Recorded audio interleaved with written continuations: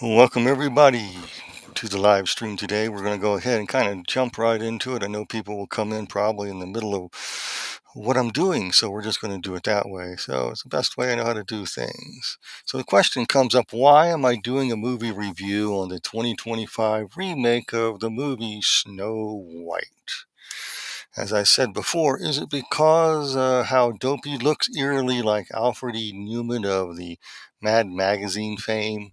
Or is there something more sinister about in this flick about a chick with a bad hairdo?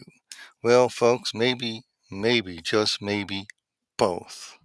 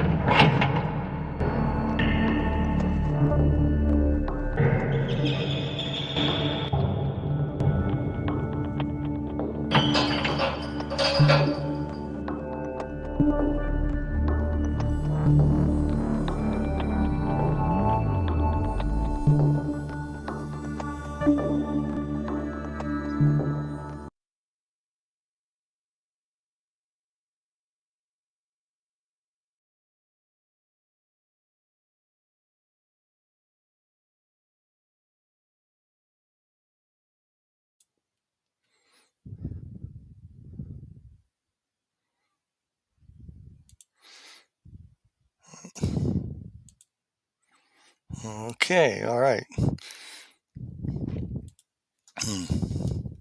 Well, I think there's something very sinister about it. And why do I say that? Because any type of propaganda that the film industry uses in any country, and there's a certain agenda behind it, there's a certain amount of symbolism, especially in this flick about the chick with the bad hairdo called Snow White. And here we have Snow White, for example, and the seven wage slaves working hard underground. Why are they working hard underground? To undermine the foundations of civil society values and norms. Doc, for example, is the expert. He's the Herbert Marcuse of the bunch. And he keeps grumpy. And grumpy is the bitter, miserable progressive who always critical and criticizing everything. And happy is the propagandist of the bunch who heads all the news and media agencies to make Snow White's bad hairdo look good and happily makes progressive boss girls with purple hair along with enough facial piercings to appear normal. And then Sleepy just spreads Sleepy just spreads lethargy, causing people to tire easily of the narrative and thus pay no attention at all what's going on in the world. Then you have Bashful. Yeah, Bashful. He's a wave slave that is described as being cute and romanticizes Snow White's politics. I wonder what they are. Well, this film reveals what the chick in this flick with the bad hairdo is all about. Well, and then you have Sneezy. Well, he is the establishment that leaves bags of white, granular, strange powder, a high octane powder, in the White House and newsrooms everywhere, with impunity, I might add. I got to tell you that. And lastly, there's Dopey, but I'm going to tell a little bit more about him in just a little bit. Well, that's my take on the seven wage slaves because this 2025 remake contains all the elements of Marxist, Gnostic, hermetic, and pagan god imagery known as archetypes. In fact, a lot of movies and Disney movies use universal archetypes. An archetype is a symbol. Ancient pagan gods are symbols of other things, and we have archetypes in Gnosticism. We have archetypes of Hermeticism, and this flick with the chick with the bad hairdo is simply no other way to say it, full of it in more ways than one. This movie is so bad, folks, that cinemas all around the globe are removing it from their screens. The writers are more at fault than Rachel Ziegler here for its failure. I think she's taking the hit for it. After all, the screenwriters are responsible for the script. And they knew what they were doing, because the symbolism in the flick with the chick with the bad hairdo is very telling. I'm telling you, it is. It shouts from the rooftops. So what we got here, the movie begins like this. Here, I'm going to bring this slide up here. Here you have Snow White. It begins Snow White living with her parents, her father the king and her mother the queen, of some sort of paradisical kingdom where everybody shares everything. Folks, I'm telling you, they just share and share and share and share in this perfect paradoxical world. It's an amazing thing. And and this perfect world of where they all share everything, a perfect world of noble monarchy, most likely representing the idea of the Soviet Council, which its leaders form a council of workers to ensure that everybody complies to the happy narratives that is seen on the screen. Okay, so that's probably what that represents. Why do I say that? Because according to neo-Marxist theology, I call it theology, you go through what is known the march of time, and to get back to the species being stage, and then at the end of time you enter into what is known as the end of time, where you don't need any governments, no Soviet Council, everybody is a communist. That's the idea, according to Karl Marx in brief. And so here they are in this beautiful, happy narrative town of happy people dancing and singing and shouting and singing and all over the place. So in this town and through all the land, everyone is so happy. They're dancing around, like I just said. This place is where no one owns anything, and everybody is perfectly happy. It's what is mine. It's a what is mine, what is yours is mine perfect world of a Marxist utopia being displayed here in that film, right in the very beginning of it. I'm trying to share with you, because right now I don't think anybody will be able to see this movie because they're taking it out of cinemas. But I was going to make this video so you don't have to go see the movie, or if you see it, you can understand what's going on. But well, anyway, I'd advise you not to waste your time and money on it. Well, the dialogue expresses that this happy town is a Marxist utopia. For example, in the film, you hear Snow White saying things like, "Oh, you grow cherries, and I'll share them to all. And if you need potatoes, the farmers share with those who haven't any at all." It's a perfect collectivist world, folks. It's a perfect collectivist world. That's something. It is perfect collectivist world where everybody's happy. There's no bad hairdos except for the chick with the bad hairdo. But anyway, I tell you, it's an amazing thing to look at this film when you understand it, and it portrays all this thing about I'm going to share with those who haven't any. It's going to be a natural progression. Everybody loves everybody. We have the sense of community. Everything's groovy, man. We smoke them if we got them. If you don't have them, whoever smokes can give them to you, and so forth, etc. If you have potatoes, well, you can make moonshine, whatever, and we'll live in a slap happy, dappy world. This portrays Karl Marx's species being state, where humanity began as a species herd-like being who at the beginning of time shared everything. It's a herd-like, Borg-like collective. That is the good life. That's how human beings were supposed to be, according to the brilliant, there's this smelly guy who never took a bath with very bad breath, that everybody bows down because he says so. This is the good life. That's what's being portrayed here in this film right off the bat. Let's not forget that Rachel Ziegler is a progressive, it's a Marxist. That's all I can say. That's probably why she was chosen for it. And you can't tell me the writers did not know this to put all this in the screenplay with the imagery they portrayed. To the unseeing eye, you would be oblivious to this. You'd be like putting your finger in your mouth. Where's the vomit bag as you're watching this? Some of you might even enjoy it and get a good laugh out of it. And other people I've known just walked out of a half vacant, vacant theater, pretty much a vacant theater. Anyway, so that's what his idea is. And this movie would make Joseph Stalin, the tyrant Joseph Stalin, and Vladimir Lenin, very proud. They should have made this remake in their day. Maybe they were just too busy to do that because they were too busy enslaving the people and murdering them while creating a whole new brave world, a perfect world, And I find it intriguing how this film mirrors Marxist thought of the species being concerning how materialism began with the evil queen, and how the film mirrors Marxist ideas of the march of time, like I said earlier, that's needed to finally reach the end of time when the mirror breaks and all people become pure spirit communists. And you don't need a government. You don't need a council. Everybody just, if you have cherries, I'll give you my cherries. You have potatoes, I'll give you my potatoes. And you can make moonshine. We'll all be happy and dance in this wonderful, wonderful, wonderful world. So if you have potatoes, I have tomatoes. And over there you have cherries. So we will share and dance and be happy, owning nothing. Yippee! And we're happy about it. Yippee! So likewise, in this film, you will see the Gnostic traditions that are mirrored in this film as well. And you heard it. Gnosticism is mirrored in this film.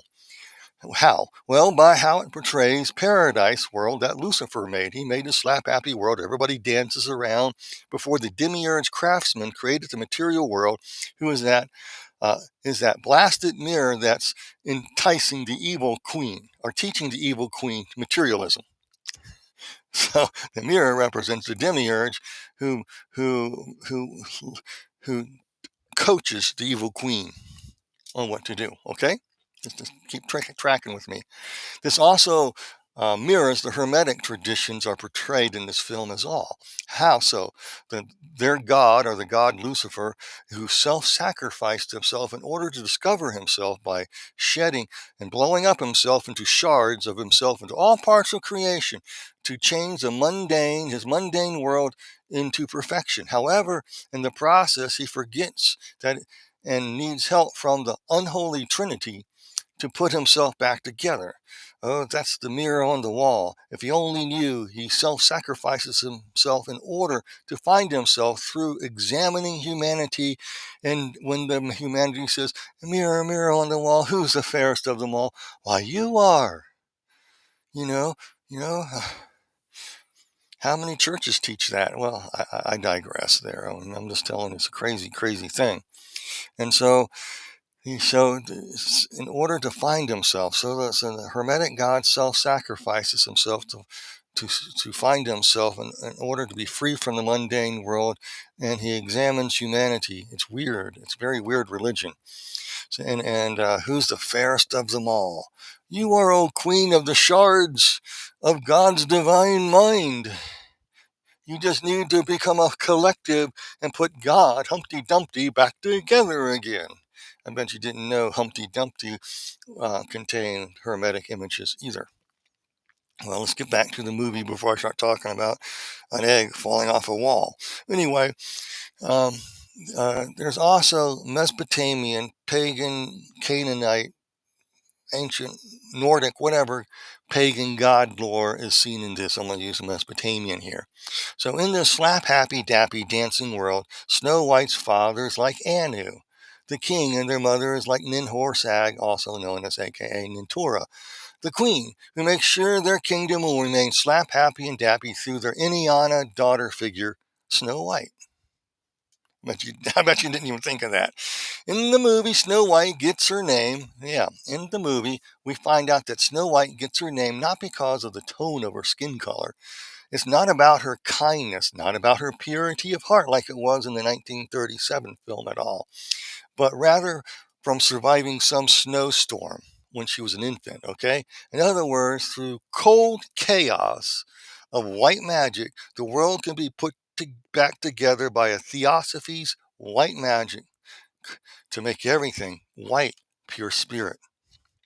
Thus, that's why she was called the fairest of them all. And her being called the fairest of them all is due to her becoming a boss girl whose destiny is to ensure fairness, equity, inclusion, and diversity that is achieved in order to bring all humanity back to their pure communist sensibilities, where all share their resources and dance happily ever after. When Marx theorized at the end of time, the the trial and error period will end over, and the end time arrives when it destroys the material world and everybody returns to pure spirit being. It is actually a blend of Gnosticism, hermeticism, and ancient paganism is influenced Marx. I don't know if he was aware of this stuff, but I know the demonic world behind him sure does, because they keep saying the same archetypes, the same plans, the same thing over and over again in many various ways, and many through Rousseau, philosophers like Rousseau, um, and all Hegel, a bunch of other people. They have really screwed things up. So no wonder Rachel Ziegler, who's a feminist, was cast as Snow White, who insulted everybody except the Davos and elitist, snooty, progressive boss cat girls, along with their own male princesses of redistribution. Just let your mind wander about, Bud Light. But after all, the boss girls need some muscle to open the pickle jars now and then. Even the boss girls need that help from time to time. Mm-hmm. So here you have Snow White and her family, and she's receiving all this fair treatment and receiving training so she can rule the slap dappy, dancing, marvelous, utopic world, this town, this kingdom. Then tragedy strikes her. Her mother it dies of an illness, and next Snowy's father remarries the evil queen of materialism, private property, and greedy rich oppressors is brought into the show. It's an amazing thing, folks. It really is to see that on there. So the movie goes on to show Snow White's internal struggle after this, wondering whether or not she can really rise to the occasion to become the leader, the Indiana of her day, the divine feminine to help bring about a brave new world and get her prince to come back. And she has to descend into the woods and escape in trials and tribulations, sort of like Indiana's descent, actually. But before I get there, let's just continue on. Where she goes on to think that uh, she's struggling internally, and she's singing these weird songs and stuff, so that she can really arise to the occasion, become the leader that she was meant to be by becoming unburdened by what has been.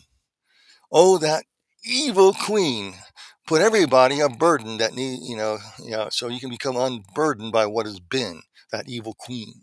In the promo release of the movie, Rachel Ziegler stated that the movie is not about her being saved by a male prince, Charming, who is some sort of weird stalker at the 1937 film she says about, but rather because the boss lady of feminism that her father, Marx, or his name was Klaus, in the movie taught her to be like.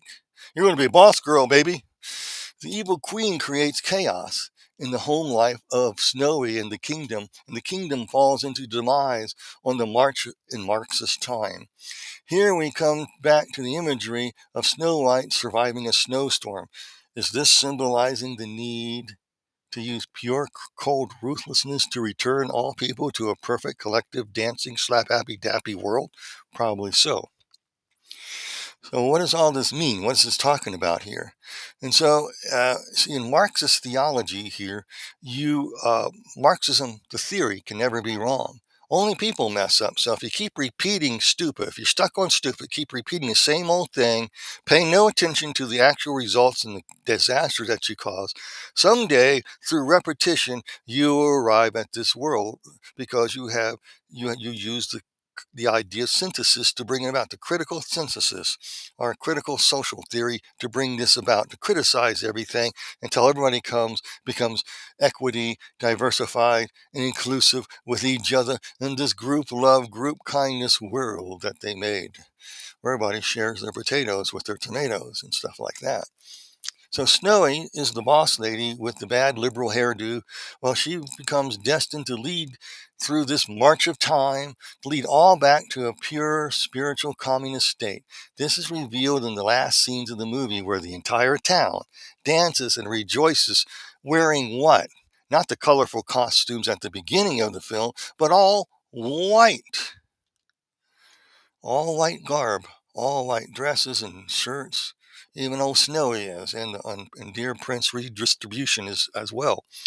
Well, in fact, the Gnostic imagery here is seen in the clothing scenes as well, because the pure spirit being is happily residing in this Gnostic knowledge of Lucifer's mind. So now they reach this pure spirit state by the white gowns and dresses, and they're happy, and they're now are pure spirit beings, happily living forever in the nirvana of Lucifer's mind, being taken up by the spiritual fallen watcher hierarchy, putting grapes in their mouth and fanning them, and can I serve you, master? Yeah, right. That's the Gnostic imagery there. Snow White, aka she's the boss lady with the weird hairdo, will make everything pure again by using white as snow chaos magic and charm. Very charming, to destroy the evil queen along with her demiurgic mirror. And this is reflects theosophy as well. It really does. The idea, the idea of Hegel's hermetic synthesis is also seen throughout the movie, where you pit two opposing sides to save humanity and God from himself by having humanity know that that they saved themselves when they realize they're all divine and should love each other. So all the conflict in the movie mirrors this good cop, bad cop thing. As I'm going to bring this slide up and discuss it real quickly. So you have the black pillar, the mirror on the wall, and the dark queen, the demiurge, incarcerating power. It puts you in a prison, okay, where you exercise discipline, severity, control, justice, dominance. You sell it with glamour, say you're doing it for the love of everybody, and it's pure base materialistic greed, okay. And you work toward the divine ending of synthesis. May everybody comes divine and lives in a perfect world.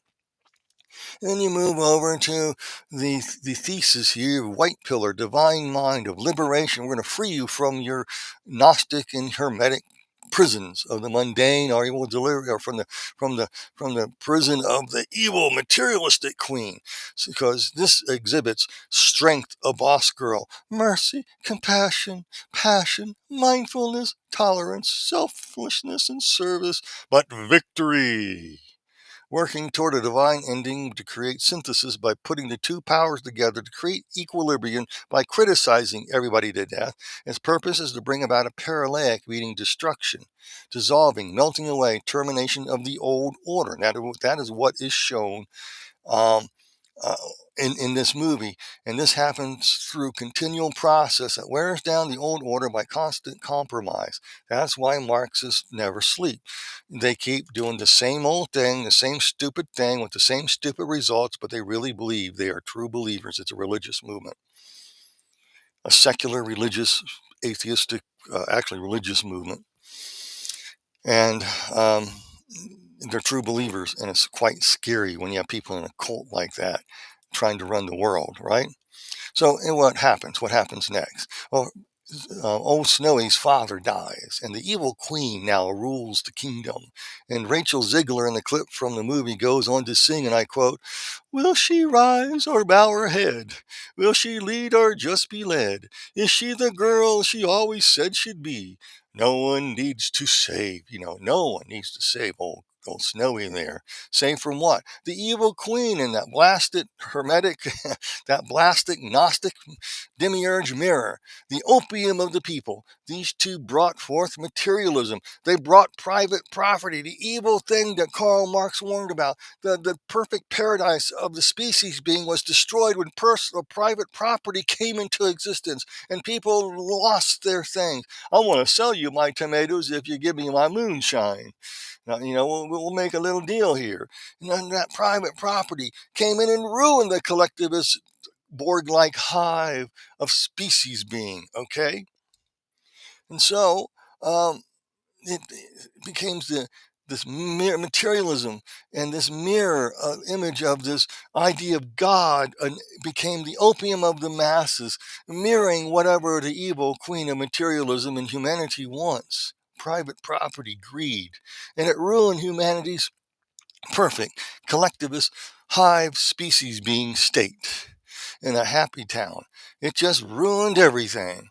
That's what that represents right there. So the evil queen, that ally of the demiurge mirror, helps the evil queen to change social norms by enchanting the collectivist farmers to become, and talks them into become, you'll be soldiers. I'm changing you to be servants. And all of a sudden in the film, the the nature of light changes to this dull, sort of not quite black and white, but a jaded imagery. It's not this bright slap happy world where we're all dancing around like there was in the beginning.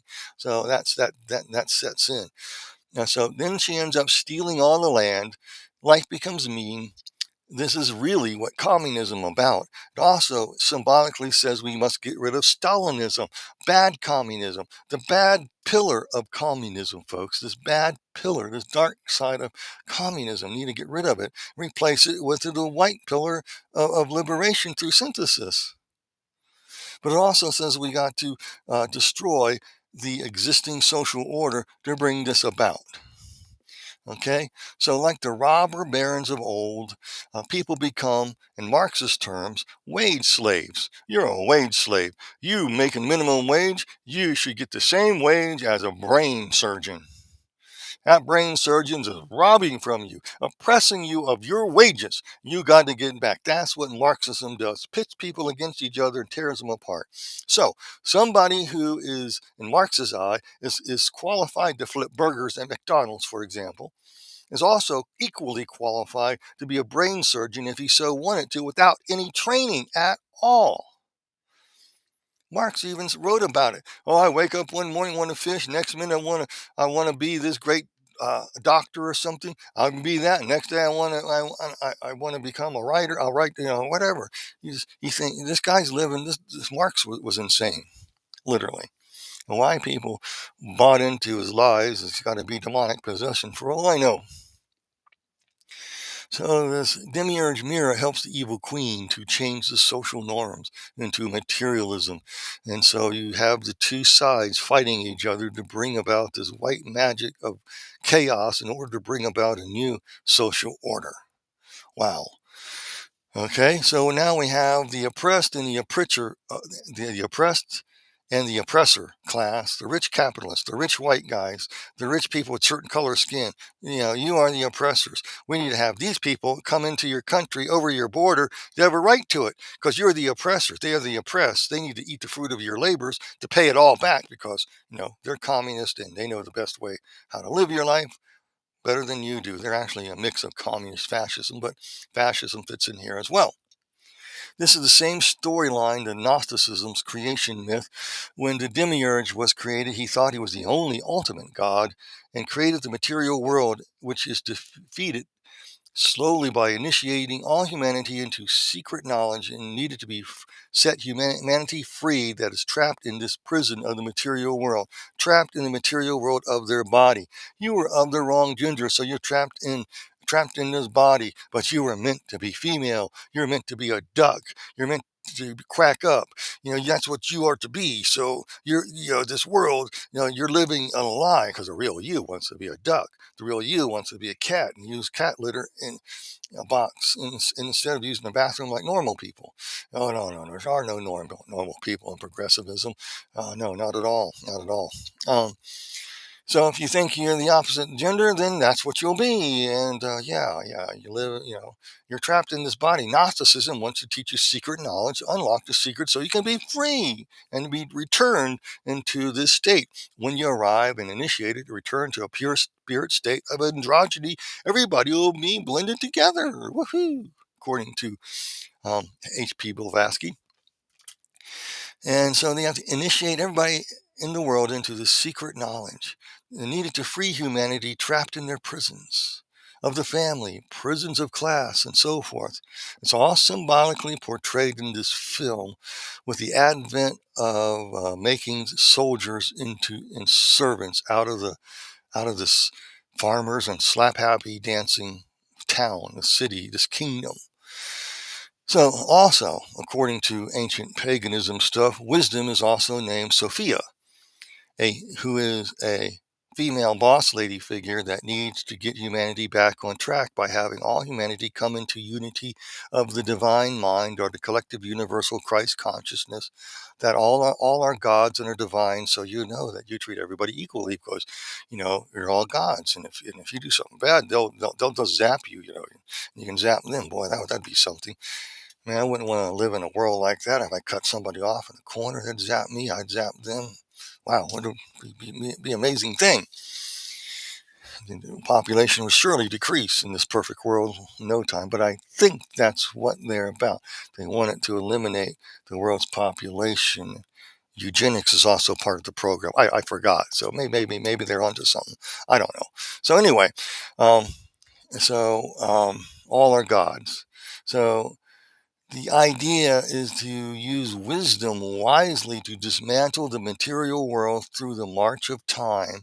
Oh, keep repeating the process to defeat the demiurge by secret knowledge, by humanity itself, when they realize they're all divine, evidenced by when they become a pure collective world. They have reached the state of group love, group conformity, and group control, and they love it. And they now become unburdened by what has been. So this brave new world is existing now. This goes right back to Marxism. You come back to a collective hive. Hermeticism, come back to a collective hive. Gnosticism, come back to a collective hive. In ancient paganism, come back to being subjected to do the right thing, and you're subjected to live forever under a monarchical godhead thing that'll um, have their way with you. But I won't get into that. That's where it usually leads. All this involves creating conflict and chaos to wear the system down by pitting two sides together. So we see in the film the Dark Queen's discipline and dominance and severity and justice and materialism and glamorous. She looks real glamorous in that skin tight black outfit around her head, and these crowns on her head, and standing in front of the demiurgic mirror. Who's the fairest of them all? Woo-hoo! Well, the Dark Magic Queen doesn't care about fairness at all. She's the oppressor who represents capitalism, conservatism, Christians, and the Hebrew people, and the Judaic-Christian God, and any who oppose Marxist fascist ideas is the final goal of world domination. And that's what it represents. Her magic mirror on the wall represents several ideas in the film. First, like I said, it represents the demiurge, who needs to be destroyed in order to bring everybody into this pure spirit state. It also represents the amnesia of the hermetic creator father, Lucifer, who can only return and restore the world free of its mundaneness when his amnesia is cured, when the shards of his divine spark and all humanity and all things come together, by the whole world becomes collectivist. They become a collectivist Borg-like hive again in paradise, slap happily dancing around in the kingdom. And so man actually ends up saving God and themselves when they realize they actually are the Holy Spirit. That's how the amnesia is cured, because the father forgot kind of like what's going on. He's looking in the mirror, he's looking out at you, and then he has to explode his shards out and get rid of the mundane queen. Then he gets into the kingdom, and at the end of the film, everybody's wearing white. They're all pure spirit. They're all collectivists now, and they're all become gods. Okay, that's the idea behind the film. Okay, this is guided by the divine feminine, the son who hasn't forgot who he is, like as God, is a divine feminine. Don't ask me why. Sophia is divine feminine, and also in Hermeticism, he can be the sun too. Kind of goes back to Theosophy and Blavatsky about androgyny, right? And you go back to the ancient pagan gods, and you find out that Inanna, Astarte, Aphrodite, they're all the same creature, same fallen watcher, was once male. Their male counterpart, oddly, is seen in the Japanese god called Ima, and is a male who does the same things as Artemis does. So in the Artemis story, or Diana, Aphrodite, whatever you want to call it, Inanna is once male, who is a warrior who is all about love and all that, and keeps things in line. Is in Japanese lore is Ima, the angel Ima. Think about that. Think about people making contact with this angel Ima, what they are in contact with, and you can have a spiritual V8 and get out of that place. That's all I got to say. But anyway, okay, so the sun, who represents the divine feminine, hasn't forgotten that he's God, and he assists awakening everybody to become a woke humanity, that they're all divine, thus all get along with each other, so all live in a collective harmony in this perfect world. So we get back to the movie. Let's get back to the movie. That just lays the foundation of the archetypes that are seen in this movie. Snow White. Well, Snow White is the divine feminine boss girl who finds a thief stealing potatoes from the castle's kitchen. That's what we see in the film. The thief here replaces Prince Charming with a revolutionary, rebellious Marxist male type. He tells Snow White he's only stealing because he's owed these because the evil queen is hoarding all the resources. Snow White replies, "Do you think that is a good thing? Oh my." Revolutionary Prince of Thieves says something to the effect that this way he and the others can stick it to the queen, stick it to the rich, because she is the cause of all their lack. She's the oppressor, we're the oppressed, so I can steal from you. Hallelujah, I'm justified of redistribution. We have to redistribute the world's resources. The innuendo is very clear. The revolutionary prince of redistributive social justice, revenge, wants to burn the system to the ground in order to build it back better. Marxism can never be wrong. That's the idea of the revolution.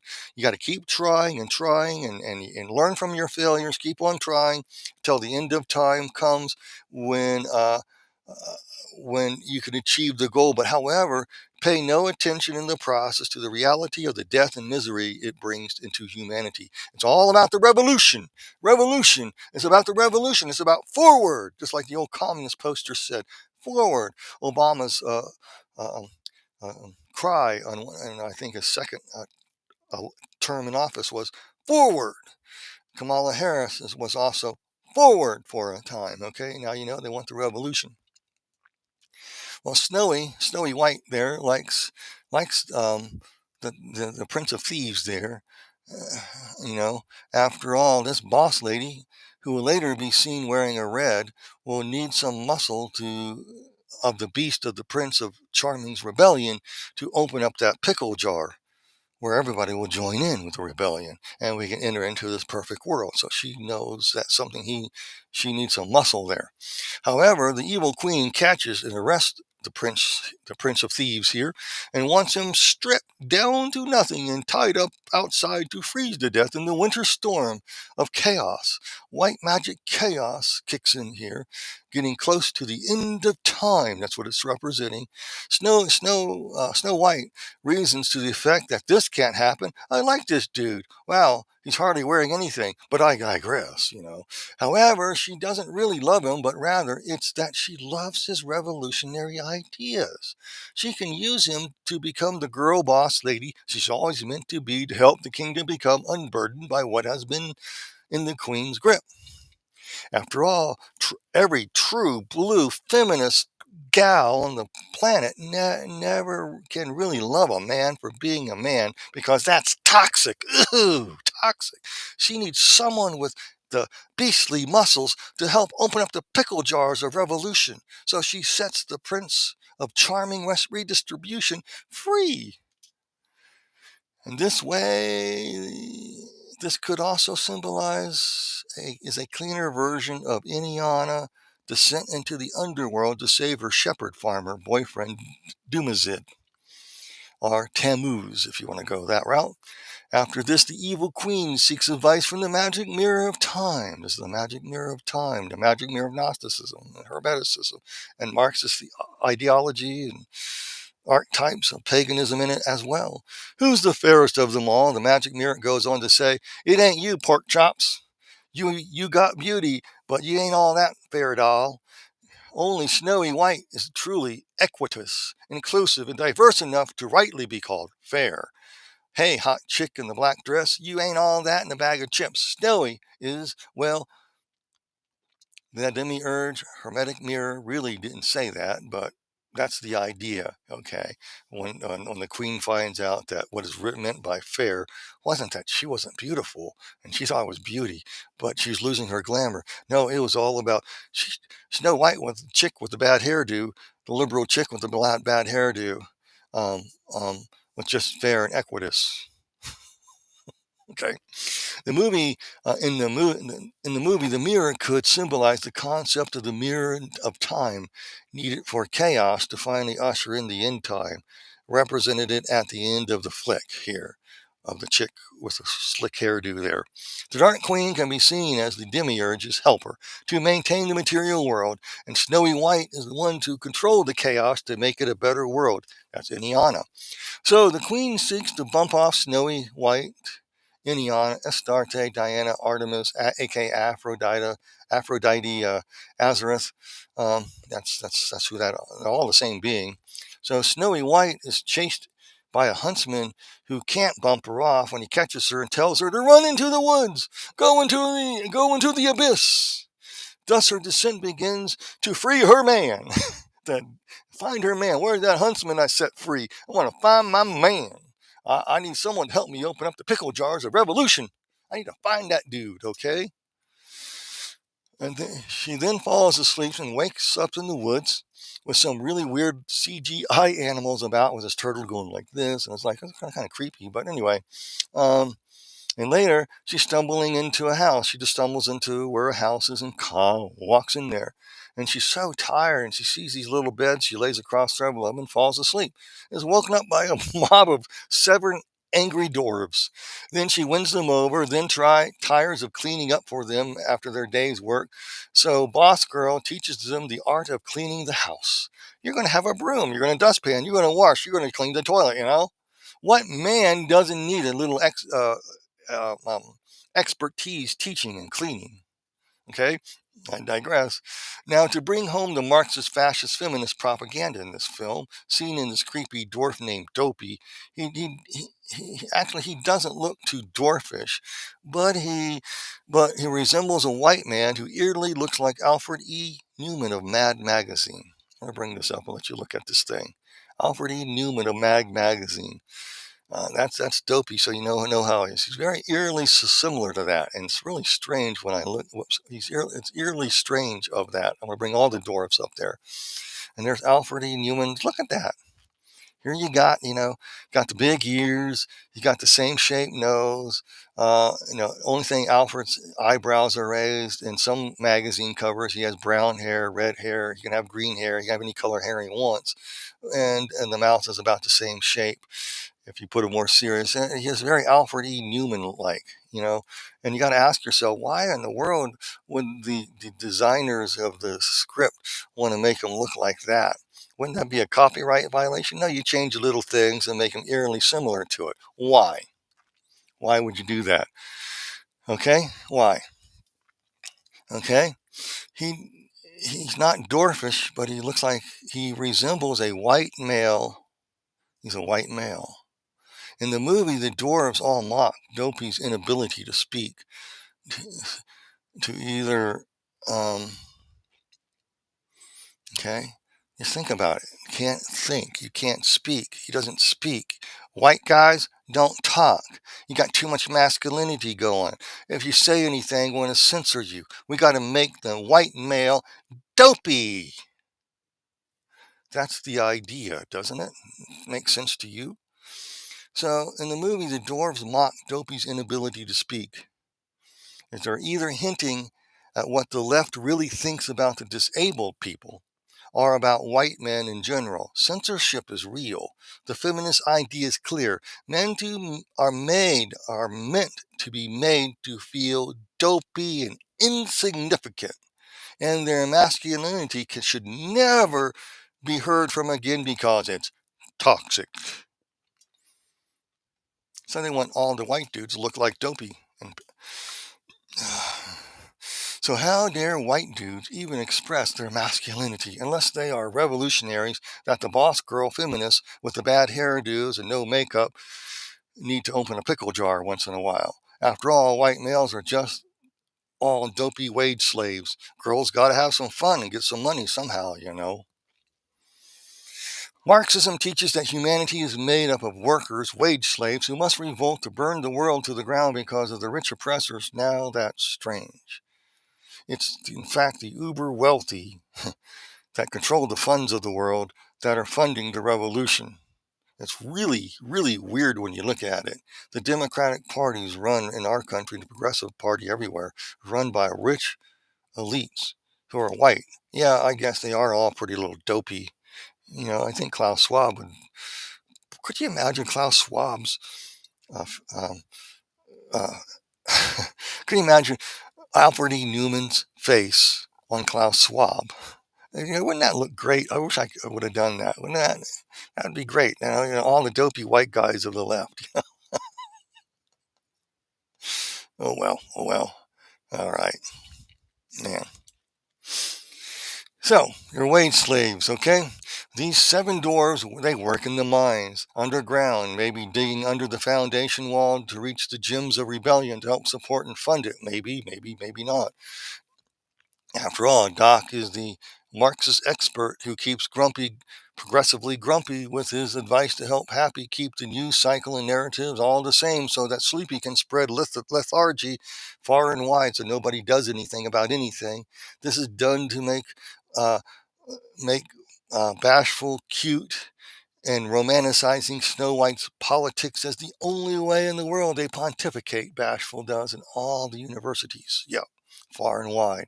Then you have Sneezy with his bags of white granular high octane stuff to keep those tin, you know, from to help them keep their energy up as well as keep the chemtrails growing, you know. So all men become dopey unwillingly to fight against the revolution by undermining society. hmm Next, you see Snowy White, the boss girl incarnate here, say, I'm off to the woods. Boys, goodbye, Alfred, you dope. I gotta find my hunk so I can use him to get the revolution against the queen going. So she's all in, okay? After all, you know, we promised each other at the right times we can get a kiss. But not until then. You just gotta string that boy along. After all, the pickle jar of revolution is hard for any boss girl to open by her lonesome. So Dopey, the white males can come in handy, you know. Okay. It's an amazing world. So she escapes in the film. Here she goes to this scene. She finds her hunk. And I had to blurry the things a little bit and change it a little bit to, you know, for the copyright stuff. But anyway, it's a little blurry, but don't mind the film being blurry. So she finds her man, joins the revolutionary. Then the queen's soldiers find them, and they all scatter. And somehow Snow White gets on a horse and stops the retreating revolutionary and chases off the soldiers too. It's quite an amazing thing. I'm wondering where she got the horse. And these guys are getting pinned down, and she comes in with a horse, and everybody runs away, all except one soldier. And this one soldier there is amazing, is an amazing dude. And why is that? I don't know what I just did. I just hit a button, and something popped up on my screen. Huh. Okay, yeah. And so I can't figure out why Snow White got on that horse. I don't understand it.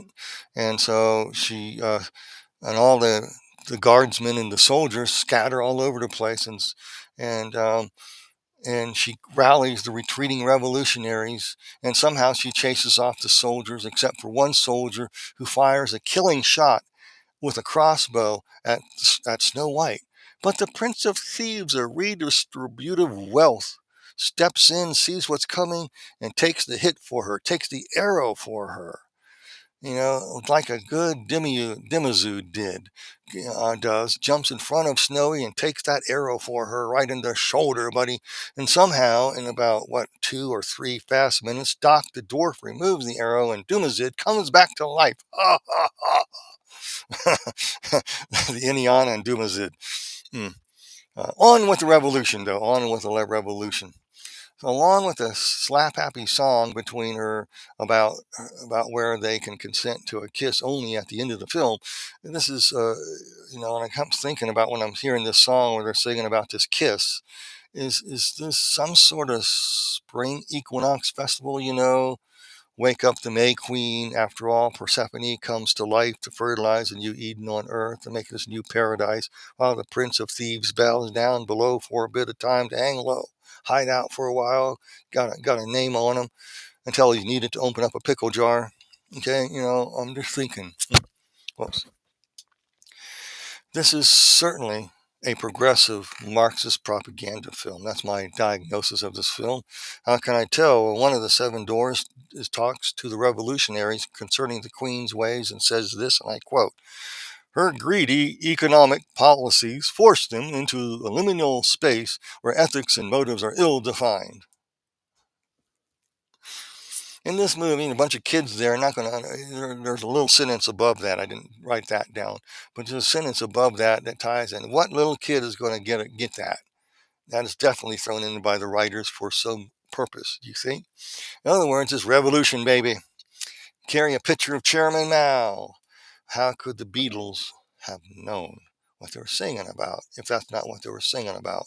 The Revolutionary Guard, the Cultural Revolution, the massacre of millions? Well, gotta get back to the movie here. Soon the evil queen turns herself into an apple dealer, and she gives Snowy White the poison apple, who puts her into an iPhone pad Mac coma. She cannot wake up out of it at all, and no android whatsoever can wake her either. And next, the queen captures her demi-use beau, but he manages to escape because he is not just any old dopey white guy, but he's the muscle needed to save the revolution. That's who he is. He comes in handy at the right time, right? Boss Girl knows these things. After this, the Prince of Redistribution comes in, according to their prearranged consenting kiss, now kisses her. The dwarves seem to be, at this point, standing around in some sort of occultic circle. It just kind of blew my mind there. The occult symbolism in the movie I haven't even touched on yet. It's just really weird to see this stuff in this boring movie. That's what I find it. This movie finally begins to, thankfully, hallelujah, end when Snow White dons a red dress outfit to stir up the people in the town to rebel against the queen, leading them all to stand outside the castle in this ice-cold, snowy land of white magic synthesis, I guess. And so I'm going to bring that picture up here. There's Snow White in this darkened world, and there's the soldiers guarding the castle. And where's Snow White? Oh, she's like Waldo, but she's not wearing red and white stripes. She's wearing red, a red cape, a red outfit, red garb. Wow, isn't that something? She's wearing red. Kind of reminds me of something, don't you think? It reminds me of this individual that's seen in the book of Revelation. Yeah, it's written about there. Okay, and it's an amazing thing.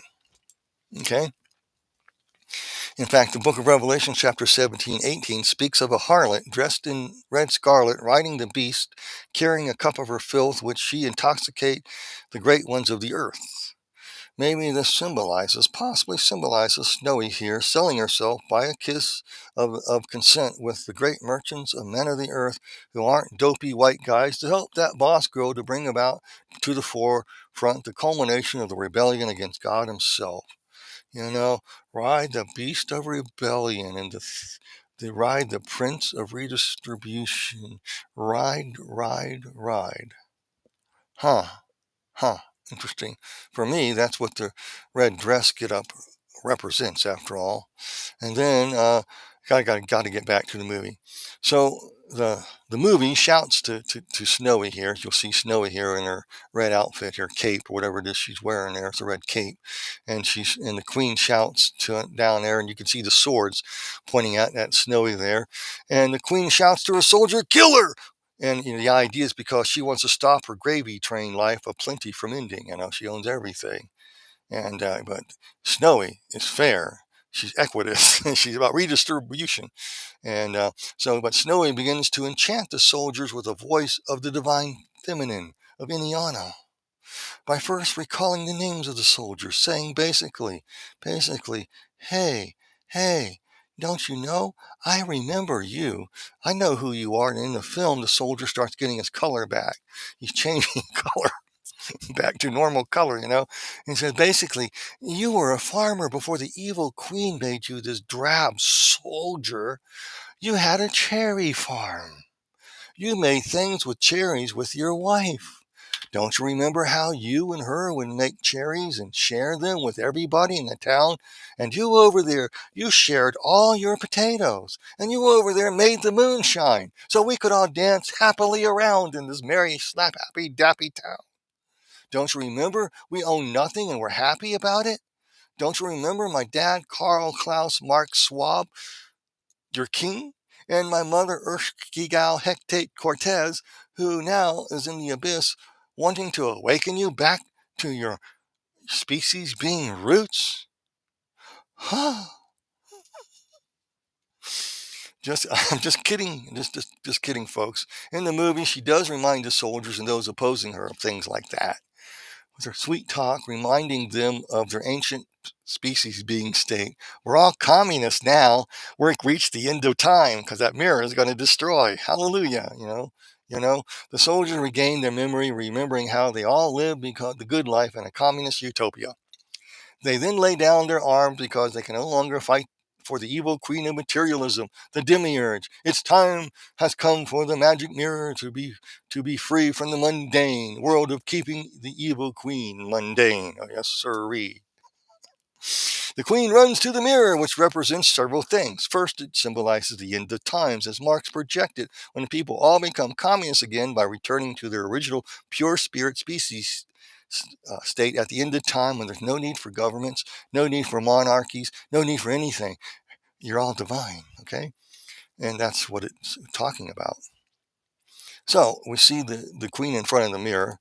I just took the screenshot that I could off the thing, and I had to blur it a little bit, but it's a good idea. I can't show you everything. I'm kind of hesitant to show everything or any moving clips with this. So secondly, the mirror represents the defeat of the demiurge of Gnosticism. When humanity, through chaos, through the revolution, all become pure spirit collectivist beings residing in a state of nirvana in the mind of Lucifer. And thirdly, the mirror represents the end of time, when the God, the Father, is free from being trapped in a mundane mirror, trying to remember who he is by looking at humanity. Thus, when all humanity joins in collectively that we're all gods, freed by the divine feminine, the Son, the murderous, mundane world vanishes, and the queen disappears. And she comes, what is she?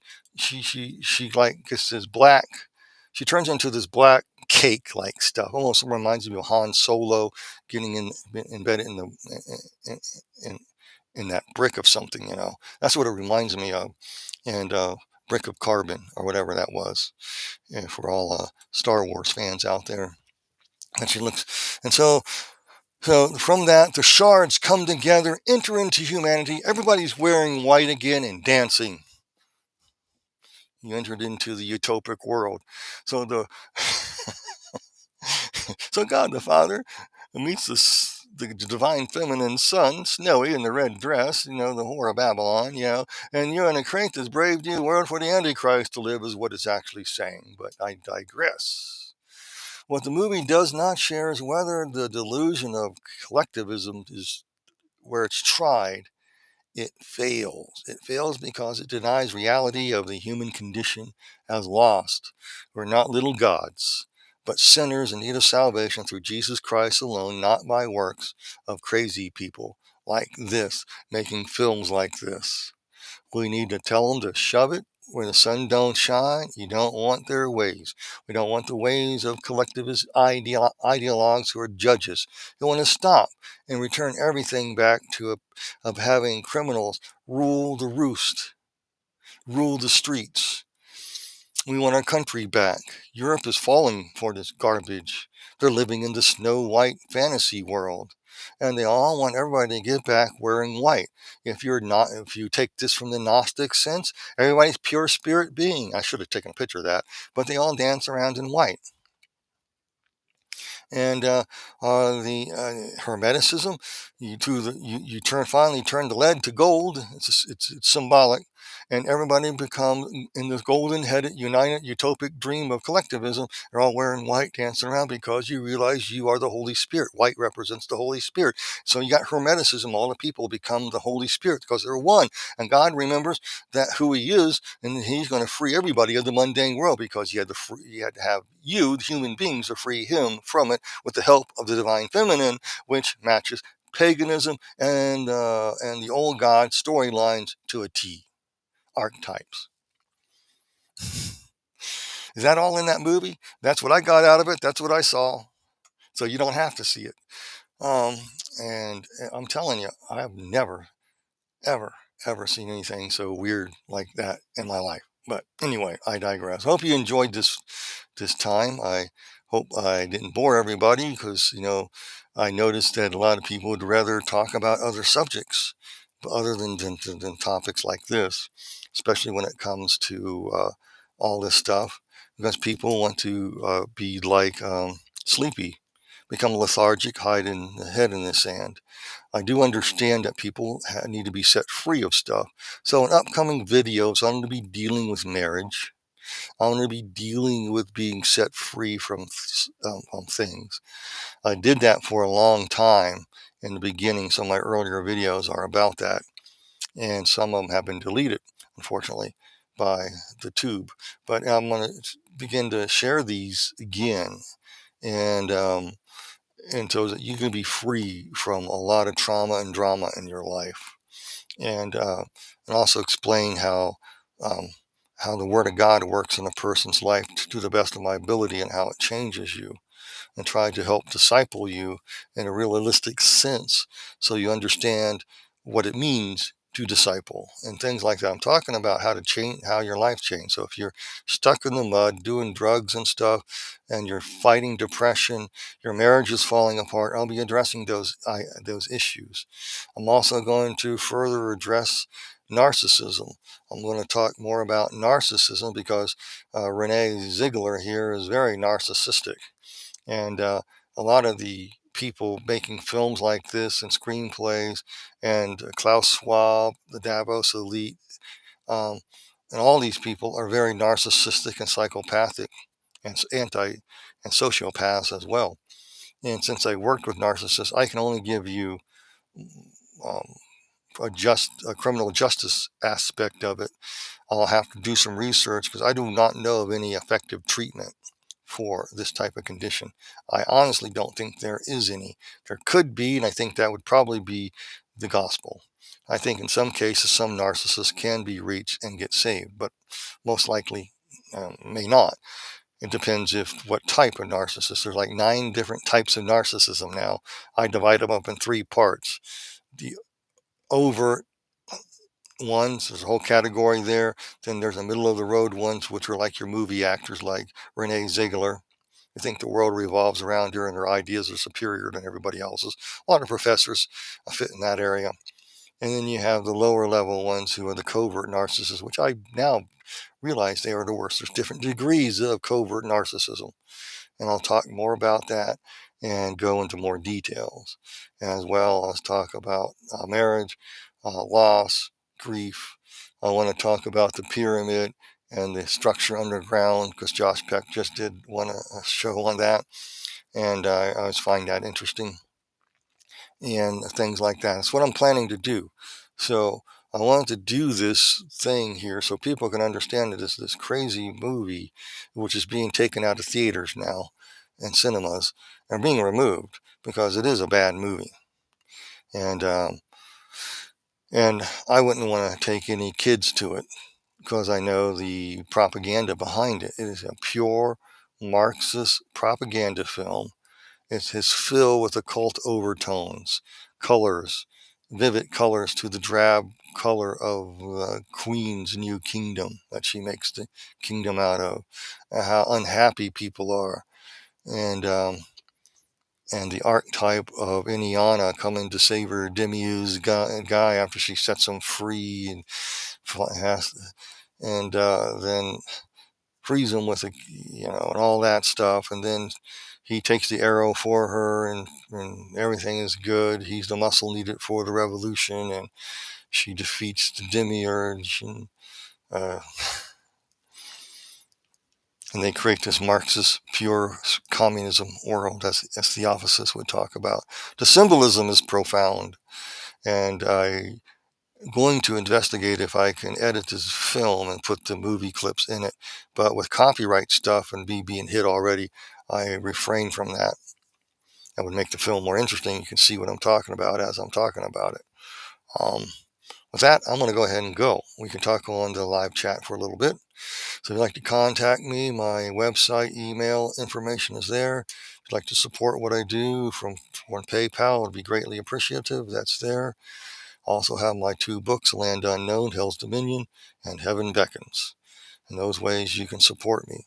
I really appreciate the help. I thank everybody who has supported me over time, and it helps keep this on and trying to raise some capital up for turning this show into a regular legitimate website. My other website is old. I got to replace it. I want to get something like Subsplash or something similar to it so I can post my own videos too, but it is expensive. All right, with that, I want to go to the live chat.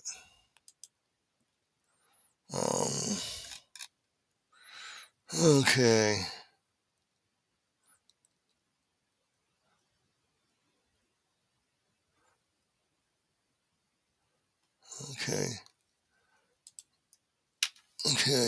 And starring Gal Gadot as the witch, a woman that is singing John Lennon's song Imagine promotes the New Age. Okay. Ren says hello. Hello, everybody.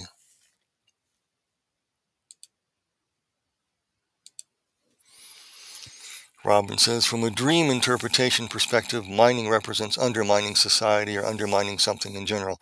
That's why I put that in there, Robin. It's so obvious to me they're down in the mines. Whistle while you work. So Marxists are very happy about brainwashing people to become, freedom from their wage slavery to undermine society. Okay, and you have old Doc. He's the expert of everything, and he makes progressives really grumpy, because most progressives are really grumpy, unhappy people. So you have all the symbolism of what undermines society as well, just in the names of the 7 dwarves. And in the movie, it was very hard for me to tell which ones were what, except for Dopey, because he looked like Alfred E Newman. So, which is obvious. He's the only one that doesn't quite look like a dwarf. And that sounds funny.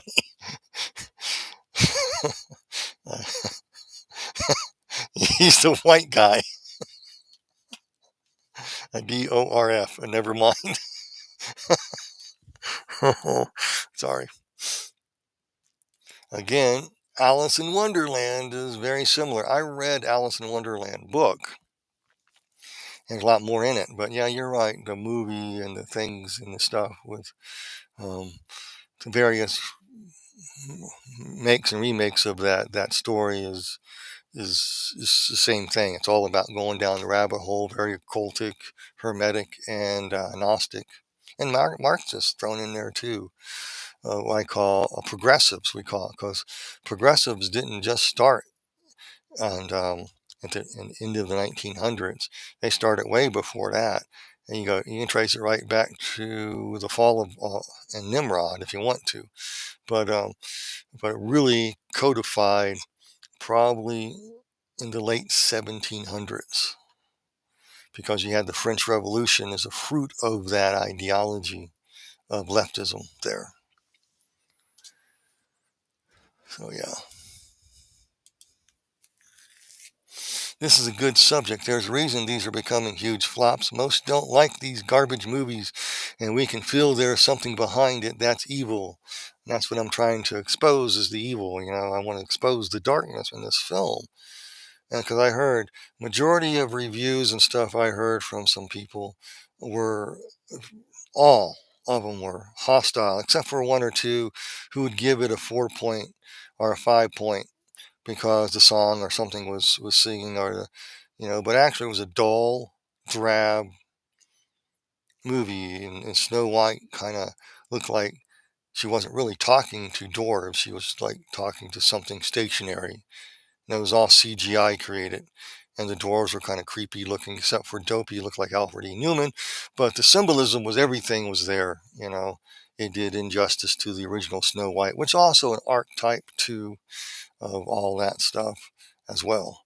And I won't talk about the original Snow White, but and most of the Disney movies are based off of have occult overtones in them anyway. Obvious reasons why too. They deal with archetypes of good and evil, and it's easy to make a storyline around that and put that in there. So yeah, and that is why you're right. Hollywood is failing. Thank you, buddy, for your kind words. You're a blessing too. Almost all movies nowadays are either filled with woke or occult agenda. I do not like it. This is one of the reasons why, my wife and I gave up going to movies. Very rarely will we go to a movie. And we went, I think one of the last movies we saw was Mr. Rogers' Neighborhood. And it was a cult too, because Tom Hanks being, there's a scene in there, it's real brief, but he's talking to all these kids, his back's kind of turned to, he's in a slide, and he raises his hand and he gives the devil horn salute with his fist and runs it across all the kids like that, real quick. If you don't know anything about the occult, you never would have caught it. I did. And so it was enchanting and basically emasculating kids to be who they are. Who they grow up to be men and women. They grow up to be something else. And that, unfortunately, that's what the movies do with real life characters and stuff. I don't know much about Mr. Roger, but I don't think he would have approved of that if he was around. And so I just don't really care for movies. And I watch older stuff usually. And because at least as a storyline, like all these old sci-fi cult-like movies, cult classic movies, it came from ether. It came from outer space. It came from nowhere. These like the old Ed Wood films are so bad they're funny, and you just crack you up. Or what's the one with the giant spider in the cave, and the girl and her bow find it. They fall. Oh man, and let's get the can of Raid out and get rid of it. Then they put the spider to sleep. They drag it to the gym, and it comes back to life. While the youth are having a sock hop dance, of course. It's just funny. It just is. It is. And anyway, um, Mars Attacks is a good classic one now. Buckaroo Banzai as well. Those are in the 80s, I think. 80s, or I think Mars Attacks was the 80s or 90s when that came out.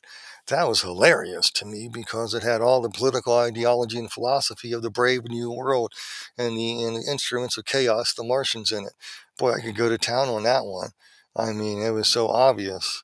And what everybody represented, and then the youth will save the world and will build a brave new world out of the ashes of the old. And so the president's kid's going to lead the world. And then they all come out from behind, all a movie star, an actor, uh, some casino gal, and was it who was Wayne Newton comes out and singing. It's all symbolic. It's just symbolic stuff. It's this hilarious movie. Yeah.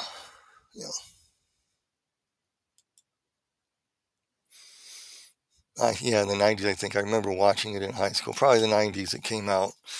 I saw it in the theater, and I see it on Netflix or whatever. It's funny. I watch. Some of these are hilarious.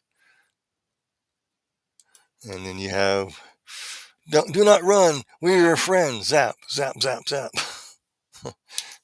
Then you have a guy in uniform portraying Colin Powell, and the aliens land, and he releases pigeons, ack, ack, ack, ack, and they shoot the pigeons, and they shoot everybody up. And then Pierce Bronson, the great dot type Marxist scientist, says with his pipe, I think we have a cultural cross-cultural, a cross-cultural misunderstanding. Uh, it was funny. So ack to you, Robin, and everybody. You go see that movie. All right. I'm going to go ahead and sign off here, and we'll ask you all to be blessed in Jesus' name. Hope you enjoyed this, and just know I got some other things planned I'm to be working on, but I got to study narcissism a little bit on a more of not from a community corrections point of view, incarcerating and stuff like that, but in the real world type that can help people. So I got to do some investigation on that, as well as other things. You guys be blessed in Jesus' name. Until next time.